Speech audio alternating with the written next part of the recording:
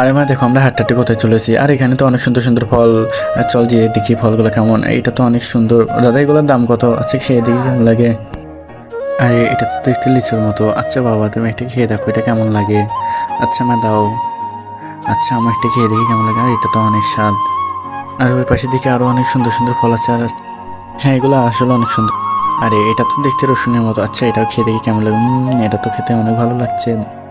এই ফলটা কিন্তু দাদা আমার কাছে অনেক ভালো লেগেছে। আরে এটা আবার কি ফল, আগে তো কখনো দেখিনি। হ্যাঁ এটা খেয়ে দেখি। আরে এটা তো জাম্বুরা মনে হচ্ছে।